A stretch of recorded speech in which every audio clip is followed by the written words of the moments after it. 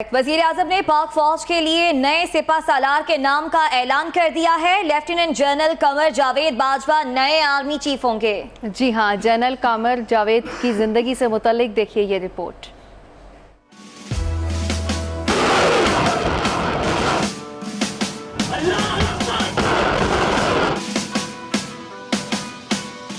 General Qamar Javed Bajwa ने PMA 62वां long course pass करने के बाद इन्फेंट्री की बलोच रेजिमेंट में कमीशन हासिल किया। वो इस वक्त जीएचक्यू में inspector general training and evaluation की जिम्मेदारियां अदा कर रहे थे। General Qamar Javed Bajwa Rawalpindi core command कर चुके हैं। यही कोर लाइन ऑफ कंट्रोल के दिफा की जिम्मेदार है। इस तरह से वो लाइन ऑफ कंट्रोल की सूरत हाल को बेहतर अंदाज में समझते हैं। बतौर major general Bajwa northern areas की फोर्स भी कमांड कर चुके हैं और लाइन ऑफ कॉन्टेक्ट यानी सियाचिन की नजाकत से भी बखूबी आगाह हैं। जनरल बाजवा अक़वाम मुत्तहिदा के कांगो अमन मिशन का भी हिस्सा रहे हैं। General Bajwa infantry school Quetta के कमांडेंट भी रह चुके हैं। वो दहशतगर्दी को पाकिस्तान के लिए भारत से भी बड़ा खतरा समझते हैं। ताहिर राठौर, इस्लामाबाद।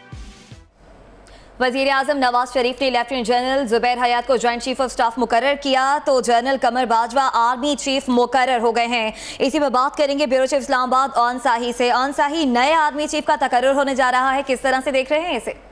जी बिल्कुल, सबसे पहले तो करेक्ट कर लें, अब ये दोनों जनरल बन चुके हैं। अब हम उनको लेफ्टिनेंट जनरल नहीं कहेंगे। ये दोनों वजीर आजम की एडवाइस से सदर ने इन दोनों को तरक्की दे दी और अब ये दोनों जनरल हैं। इसलिए अब जनरल कमर बाजवा की जो तैनाती है उसको बड़ा सिग्निफिकेंट है और उसको जिस तरह अभी जो आपने पैकेज लाया था जिसमें ये कहा था उन्होंने कि ये जो इंटरनल सिक्योरिटी के हमारे जो इश्यूज हैं उसको इंडिया से भी ज्यादा अहमियत देते हैं। जो हमारे अंदरूनी खतरात हैं उनको जो कमर बाजवा साहब का मानना है कि वो जो है वो इंडिया से या बैरूनी दुश्मन से वो ज्यादा खतरा है, क्योंकि जब तक हम अंदरूनी तौर पे मजबूत नहीं होंगे हम बैरूनी दुश्मन से नहीं लड़ सकेंगे। और फिर जब हम इस सारे सिनेरियो में जिसमें इस वक्त हम हैं, डोनाल्ड ट्रंप जो है वो अमेरिका के सदर हैं और उस नई जो अमेरिका में 8 साल के बाद एक चेंज ऑफ कमांड हो रहा है, जो नई एक आ रही है, जो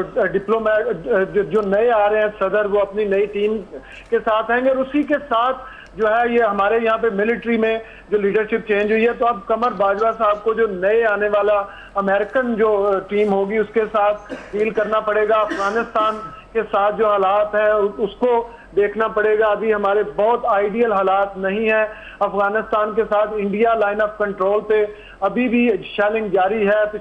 अभी 3 दिन पहले उन्होंने हमारे सिविलियन बस पे हमला किया और 10 के करीब लोगों को सिविलियन को शहीद कर दिया, जिसका मतलब है। और कल ही जो मोदी है इंडियन वजीर आजम, उन्होंने कहा कि वो पाकिस्तान में पानी का एक कतरा भी नहीं जाने देंगे और दरियाए सिंध को भी, उसका भी जो पानी है उसको भी इंडिया की तरफ और इंडियन फार्मर्स की तरफ डाइवर्ट करेंगे। बेसिकली उन्होंने जो सारी खित्ते में एक तरह की मिलिटराइजेशन है, जो खित्ते में जो हीट है उसको बहुत ज्यादा ऊपर कर दिया मोदी साहब ने। वो कह तो जो तजियाकार है उनका कहना यही है कि शायद वो इलेक्शंस के लिए कर रहे हैं, लेकिन ये इस तरह के हालात आपके हाथ में रिमोट कंट्रोल नहीं होता कि एक दफा आप हीट अप कर देंगे और फिर रिमोट कंट्रोल से आप वापस ले आएंगे। हम पहले देख चुके हैं लाइन ऑफ कंट्रोल में 1990 से लेकर 2003 तक हालात इसी तरह के रहे, 13 साल।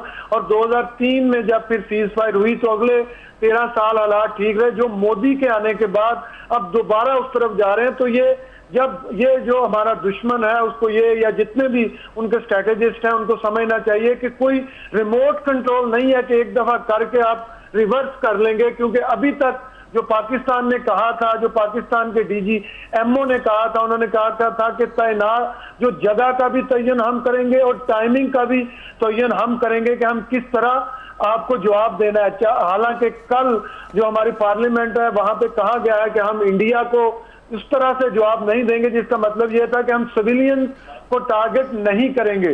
तो बहुत ज्यादा चैलेंजेस हैं। बलोचिस्तान, जिसका हम पहले भी जिक्र कर चुके हैं, बलोचिस्तान में मिलिटेंसी जो है और उनका फिर जो मिलिटेंसी है उसका ग्लोबल मिलिटेंसी के साथ जो रिश्ता है, जो ग्लोबल मिलिटेंसी के साथ लिंक्स बनते जा रहे हैं। दाइश का जो खतरा है जो कि अफगानिस्तान में काफी बड़े लेवल पे आ रहा है और उसके जो टेंटिकल्स हैं वो हमें नजर आ रहे हैं। बलोचिस्तान में भी नजर आ रहे हैं, पंजाब में भी नजर आ रहे हैं और कराची में भी नजर आ रहे हैं। कराची में बहुत जो है वो कम्प्लेक्स सूरत हाल है। कराची ऑपरेशन जो पॉलिटिकल फोर्सेस हैं वो उस पर शोर भी मचाती हैं, लेकिन कराची में तहरीक तालिबान भी है। अभी कुछ दिन जी शुक्रिया अंसाही।